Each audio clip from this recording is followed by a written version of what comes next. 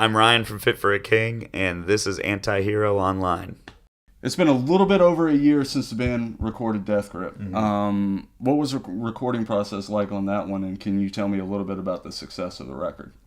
It was the first album we ever did as having the same lineup as the previous record. We had switched bass players from the first album to the second album.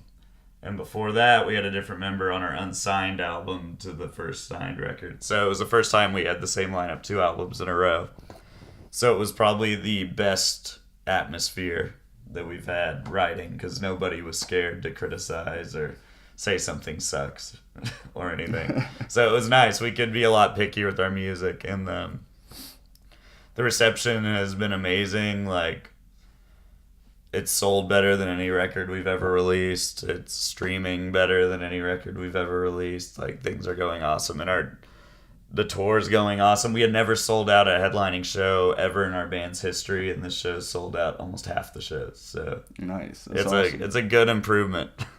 And what was the band's mentality when they went into the studio to record that record? We just wanted to go back to our roots of being a really heavy band that had some singing in it, and I think we did a good job at kind of incorporating. We've always liked kind of mixing deathcore with metalcore. So when we do breakdowns, it's super heavy, really low screams, sometimes even gutturals. But then we want to have the melodic side of like metalcore bands like As I Lay Dying and stuff have. Nice. And the tour has been going on for a little while. It's going until the end and middle of December. How's the tour been going so far, and what are you looking forward to for the rest of the tour? It's been incredible. Like I said before, almost half the shows have been sold out. I think 5 of them so far, and the ones that haven't were like, some were 20 away, which is kind of painful, but it is what it is.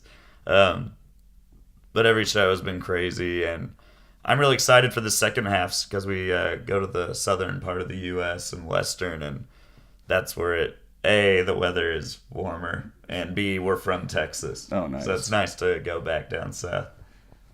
And so you're kind of looking forward to the Texas dates? Yeah, the last day of tour is a hometown show, and that'll be the craziest show of tour. And what do you look forward to the most when you stop in your hometown and you play for the home crowd?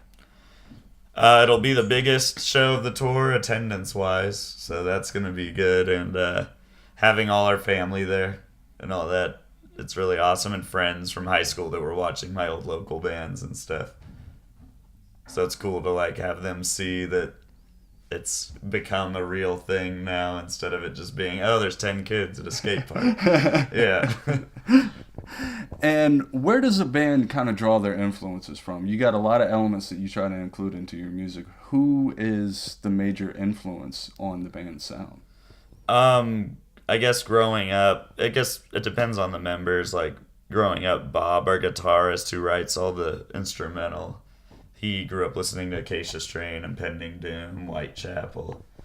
So a lot of that. For me, I listened to Whitechapel, As I Lay Dying, and Under Oath, and Day to Remember. Kind of a weird mix of bands, but also love Black Dahlia Murder. Nice. So I have like a more metal background, and then Jared, our drummer, loved bands like Seosin and Under Oath and all that, and Tuck, our bass player singer, loved emo stuff like Brand New and Thrice and Dashboard Confessional. So we have a good mix of stuff. You got an eclectic mix of music right there going on. We're coming to the end of 2017. Out of all the releases that have come out this year, what is your favorite? Which one can you not do without? Weird to say. I don't know if I've listened to an album that I'm like, I can't live without this year. I love the new Wage War record. I haven't listened to it enough to know if I'm at the level of living without it yet, but I'd have to say that's my favorite new release. I feel like as I get older, it's harder and harder to like acquire new bands into my like favorites.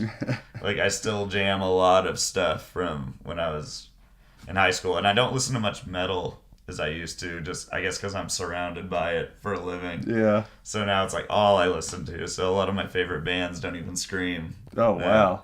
But there's sometimes you need some metal. Like Fit for an Autopsy is a good go-to if I need some metal. Who's the band that's not metal that you can't go without? I love this band I believe they're from England, called Def Havana. They're one of my favorite bands ever, and they've only toured the States like once or twice, and I haven't been able to see them because those were like a few years ago. I've debated on going to England just to see them. That would be a nice little stop for you. It would. And the plan for 2018, what's kind of like on the horizon for the band going into next year? We're going to be going to the studio in March to start recording a new record. Hopefully that comes out near the end of 2018. And more tours, maybe some more headliners. We'll see. We're one of those bands, if there's a great support opportunity, we love taking it. So if something opens up and we get to open for a really big band, then it's just another great opportunity to gain some more fans. And if we don't find the right one, then do some headliner. You could always do that. And festival season, any plans on hitting U.S. or Europe festivals, or is that kind of in the air? Maybe, maybe not. I guess right now we're waiting for the right offers from those fests. We would love to, but for the right accommodations and everything. So when we do these, we are we're a band that's always put an emphasis on slow growth. That's why this is our first time to ever do a proper headlining tour, and it's on our third album. So we're all about like doing things slowly and the right way. So we want to make sure every move we make is something that's building us for the future, because we want this band to be a band for as long as possible. Yeah, totally. And sometimes slow is the best thing to kind of do. I mean, you have to ignore, because sometimes you'll see this young band get massive immediately, and sometimes you have to suck it up and play under them and all that. But we are just like, you know what? I would trade 20 years of being in a successful band and doing this for a job than having 3 years of fame. Yeah, true. Totally. So, yeah.